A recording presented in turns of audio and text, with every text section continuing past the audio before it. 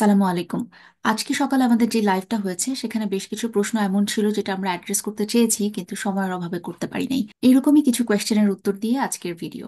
প্রথম প্রশ্নটা এনায়া আক্তার পুতুল আপার কাছ থেকে, উনি জানতে চেয়েছেন, আপু আমি মাস্টার্স করতে চাচ্ছি, স্পাউস সহ গেলে কি আমাদের ওইখানের ইনকাম দিয়ে সকল খরচ বহন করতে পারবো? প্রশ্নটার উত্তর ডিপেন্ড করবে আসলে যে আপনার কত টাকা খরচ হবে বলে আপনি এক্সপেক্ট করছেন এবং কি ধরনের জব আপনি মনে করছেন যে আপনি যাবার পরপরই পেয়ে যাবেন।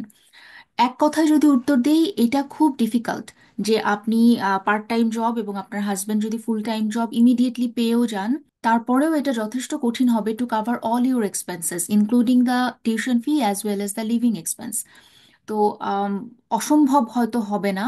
আপনারা দুজনেরই যদি হার্ডওয়ার্কিং হন, আপনি জানেন যে একজন ফুল টাইম স্টুডেন্ট এখন 24 ঘন্টা পার উইক কাজ করতে পারে, এবং আমি যদি ধরে নিই যে এই পুরো 24 ঘন্টায় আপনি কাজ করতে পারবেন এবং এরকম একটা জব পাবেন আর কি। পাশাপাশি আপনার হাজব্যান্ডও যদি প্রথম থেকেই ফুল টাইম জব পেয়ে যান, সো দুজনের জন্য লিভিং এক্সপেন্স জোগাড় করা এবং একজনের full time study tuition fee জোগাড় করা হয়তো বা পসিবল হবে। কিন্তু আপা এটা খুব ডিফিকাল্ট হবে এবং সব প্রভিন্সে হয়তো সম্ভব হবেও না। আপনি জানেন বিসি, অন্টারিও এগুলো ভেরি এক্সপেন্সিভ প্রভিন্সেস।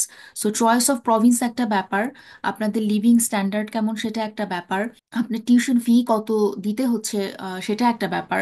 তবে আপনি যদি আপনার ফার্স্ট ইয়ারের টিউশন ফিটা দিয়ে বাংলাদেশ থেকেই দিয়ে তারপরে আসেন তাহলে হয়তো বা এটা আহ, সম্ভব। তবে আমি হাইলি রেকমেন্ড করব যে টিউশন ফিটা বাংলাদেশ থেকেই ম্যানেজ করে আসার। আর এখানে যেই কাজগুলো আপনি করতে পারবেন সেটা দিয়ে লিভিং এক্সপেন্সটা আপনি মেনটেন করবেন, এইরকম একটা প্ল্যান করে আপনি আসতে পারেন।